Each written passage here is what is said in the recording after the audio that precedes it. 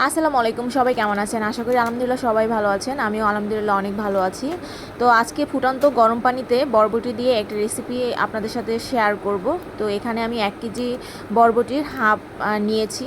তো বরবটিগুলোকে এভাবে লম্বা করে আমি ছোট ছোট করে কেটে নিচ্ছি। সবগুলো বরবটি একইভাবে আমি কেটে নেব।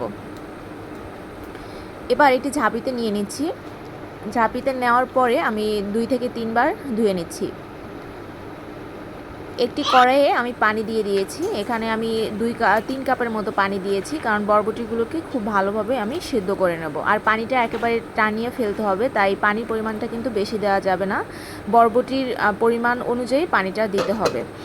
তো প্রায় 2 মিনিট পরে আমি একটু নেড়ে দেখছি যে কতটা সেদ্ধ হয়ে এসেছে। প্রায় হাফ সেদ্ধ হয়ে এসেছে। তো পানিটা শুকানো পর্যন্ত কিন্তু আমি বরবটিগুলোকে সেদ্ধ করে নেব। তো এই পর্যায়ে আমি দিয়ে দিচ্ছি চিংড়ি মাছ। চিংড়ি মাছ দিয়ে এই রেসিপিটি তৈরি করলে খেতে অন্যরকম একটা টেস্ট পাওয়া যায়, তাই আমি চিংড়ি মাছটা দিয়ে দিয়েছি। আর একটু ঝাল ঝাল হবে খেতে, তাই দিয়ে দিলাম প্রায় 5 থেকে 6টির মতো কাঁচামরিচ। কাঁচামরিচ দিয়ে তৈরি করলেই বেশি মজার হয়। তো এখানে আমি 2টো পেঁয়াজ দিয়ে দিয়েছি বড় করে কেটে, আর দিয়ে দেব কয়েক কোয়া রসুন। রসুন দেওয়ার পরে এবার আমি সবগুলো উপকরণকে একসাথে সেদ্ধ করে নেব। তো পানি শুকিয়ে আসা পর্যন্ত অপেক্ষা করতে হবে। আর এভাবে হালকা একটু ভাপে সেদ্ধ করে নিলেও হয়। তো তবে আমি পানিটা একেবারে শুকিয়েই তৈরি করব। তো এখন আমি দিয়ে দিচ্ছি পরিমাণ মতো লবণ। লবণটা টেস্ট অনুযায়ী দিতে হবে। তো সব কিছু যখন সেদ্ধ হয়ে আসবে ঠিক সেই টাইমে আমি লবণ দিয়ে দিয়েছি। দেখুন পানি শুকিয়ে এসেছে। এবার আমি দিয়ে দেবো সরিষার তেল। সরিষার তেল দেওয়ার পরে আমি প্রায় 2 মিনিটের মতো এটা ভেজে নেব। সবগুলো বরবটিটাকে এভাবে যদি তেলে ভেজে নেওয়া হয় সরিষার তেলে, তাহলে পানসা ভাবটা একদমই থাকবে না, আর খেতেও একটু টেস্ট হবে। তো সরিষার তেলে এভাবে 2 মিনিটের মতো ভেজে নিতে হবে। আর পানিটা কিন্তু একদমই শুকিয়ে গেছে।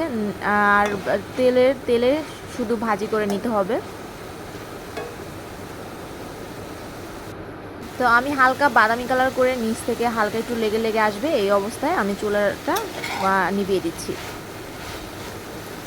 এখন সবগুলো উপকরণ আমি শিলপাটায় নিয়ে নিচ্ছি। আপনারা চাইলে ব্লেন্ড করে নিতে পারেন, কিন্তু আমার কাছে শিলপাটার ভর্তাটাই বেশি টেস্ট হয়। এই কারণে আমি শিলপাটায় বেটে নেব। আর এটা খুব সফট হয়ে গেছে, যেহেতু আমি সিদ্ধ করেছি আবার তেলেও ভেজে নিয়েছি। তো 2 বার বাটা দিলেই একেবারে তৈরি হয়ে যাবে। তো প্রথম একবার আমি হালকা করে বেটে নেব। দ্বিতীয়বারে আমি আরটু টেস্ট আসার জন্য দিয়ে দেব কাঁচা ধনিয়া পাতা।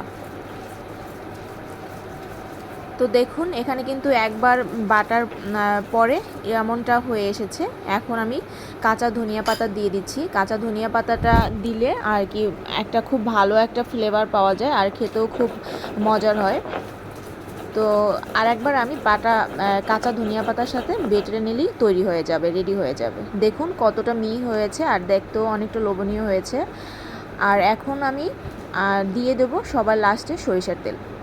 সরিষার তেল দিয়ে হালকা একটু হাত দিয়ে মেখে হয়ে যাবে।